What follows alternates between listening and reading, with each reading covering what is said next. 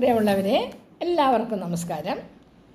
നമ്മൾ മനുഷ്യരായിട്ടുള്ളവർക്കെല്ലാം വളരെ സ്നേഹത്തോടെ സന്തോഷത്തോടെ പരിപാലിക്കുന്ന ഒരു കാര്യം നമ്മുടെ തലമുടി തന്നെയാണ്. തലമുടി ഉണ്ടാവുക എന്നത് എല്ലാവർക്കും നല്ലതുപോലെ ഇഷ്ടമുള്ള കാര്യമാണ്. അങ്ങനെ പലർക്കും ഇഷ്ടം പോലെ ഉണ്ട്, ഇല്ലാത്തവരുമുണ്ട്. എങ്കിലും എല്ലാവർക്കും കുറച്ചെങ്കിലും തലയിൽ തലമുടി ഉണ്ടാകുമ്പോൾ അത് ഓരോരോ സൗന്ദര്യം തന്നെയാണ്. അപ്പോൾ അങ്ങനെ ആ തലമുടിയെ നമ്മൾ സംരക്ഷിക്കുമ്പോൾ നമ്മൾ തലയിൽ ബാധിക്കുന്ന ഓരോരോ രോഗാവസ്ഥയെപ്പറ്റി മനസ്സിലാക്കണം. അതായത് ഈ താരൻ എന്നത് നമ്മുടെ തലമുടിയെ വല്ലാതെ നശിപ്പിക്കുന്ന ഒരു കാര്യമാണ്. എൻ്റെ അനുഭവത്തിലൂടെ എനിക്ക് താരൻ മാറിയ ഒരു കാര്യം എല്ലാവർക്കുമായി ഒന്ന് ഷെയർ ചെയ്യണമെന്ന് എനിക്ക് തോന്നുന്നത് കൊണ്ട് ഷെയർ ചെയ്യണം. നല്ല കാര്യമാണ്, ശരിക്കും ഫലവത്തായ ഒരു കാര്യം തന്നെയാണത്. എൻ്റെ അനുഭവം എന്നെ പഠിപ്പിച്ചൊരു കാര്യമാണ്. അതായത് നമ്മളെല്ലാം കാണുന്ന ചെമ്പരത്തി പൂവിലെ, ചെമ്പരത്തി എന്ന് പറഞ്ഞാൽ ചുമന്ന ചെമ്പരത്തി, ആ ചെമ്പരത്തിയുടെ പൂവ് ഒരു 10-15 എടുത്ത് നല്ലതുപോലെ ഒരു പാത്രത്തിൽ ഇട്ട് കുറച്ച് വെള്ളം ഒഴിച്ച് അടച്ച് വെച്ച് ഒന്ന് വേവിച്ച് കുറച്ച് നേരം വെച്ച് കഴിയുമ്പോൾ അത് നല്ല ഭംഗിയുള്ള ഒരു താളി രൂപത്തിലായി മാറും. അപ്പോൾ നമ്മൾ അതിന് മുമ്പ് തന്നെ ഇത് തണുക്കുന്നതിന് മുമ്പ് തലയിൽ നമ്മൾ തേക്കുന്ന എണ്ണ കുറച്ച് ചൂടാക്കി നല്ലതുപോലെ തലയോട്ടിയിൽ തേച്ചങ്ങനെ പിടിപ്പിച്ച് വെച്ചേക്കണം. വെച്ച് കഴിയുമ്പോൾ അത് തലയിൽ കുറച്ച് നേരം പിടിക്കും. അപ്പോൾ ഈ ചെമ്പരത്തി നമ്മൾ വേവിച്ച് വെച്ചിരിക്കുന്ന ചെമ്പരത്തി പൂവിൻ്റെ ദളങ്ങൾ നല്ലതുപോലെ വെന്തിരിക്കും.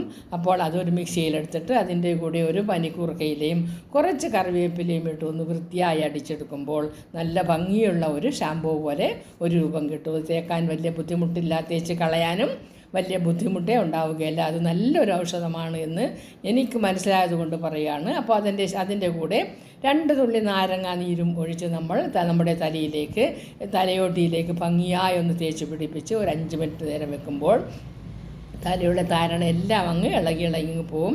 അപ്പോൾ നമ്മൾ വെള്ളത്തിൽ പോയി നല്ലതുപോലെ തേച്ച് മിനുക്കി പെട്ടെന്ന് ഒരുപാട് വെള്ളം ഒഴിച്ച് കുളിക്കരുത്.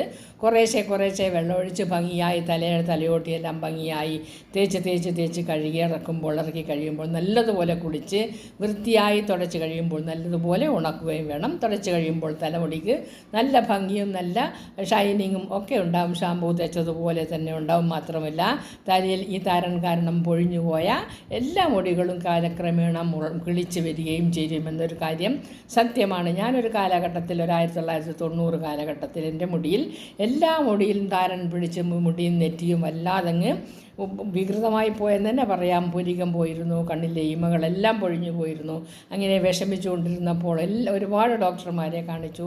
അപ്പോൾ ഷാമ്പൂ തേക്കുമ്പോൾ മാത്രമാണ് എനിക്കതിന് ഒരു ഗുണം കിട്ടിയിരുന്നത്. അപ്പോൾ അതിനുശേഷം ഒരു ഡോക്ടറിൻ്റെ അടുത്ത് ഷെൽസൺ SHELL ഷെൽസൺ SU ഇനി ഷാമ്പൂ ഇപ്പോൾ ഉണ്ടോ എന്ന് എനിക്കറിയില്ല. അത് തേച്ചപ്പോൾ ഒരാഴ്ചത്തേക്കൊക്കെ നല്ലൊരു ആശ്വാസം കിട്ടുമായിരുന്നു. പിന്നെയും തലയിൽ വരുമായിരുന്നു. അപ്പോൾ എൻ്റെ മനസ്സിൽ തോന്നി എൻ്റെ അമ്മൂമ്മ താളി തേക്കാറുണ്ട്. അപ്പോൾ ആ ഓർമ്മയിലൂടെ ഞാൻ സഞ്ചരിച്ചപ്പോൾ എനിക്ക് തോന്നി ഇങ്ങനെയൊന്ന് ചെയ്ത് നോക്കിയാൽ താരൻ മാറുമെന്ന്.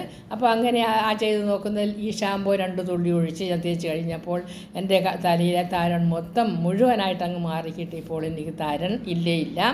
നിങ്ങൾ മനസ്സിലാക്കുമെങ്കിൽ, ഇഷ്ടപ്പെടുമെങ്കിൽ, ആർക്കെങ്കിലും ഉപകാരപ്രദമാവട്ടെ എന്ന് വിശ്വസിച്ചുകൊണ്ടാണ് ഞാനിത് പറയുന്നത്. ഇത് സത്യമുള്ള കാര്യമാണ്, എൻ്റെ അനുഭവമാണ്.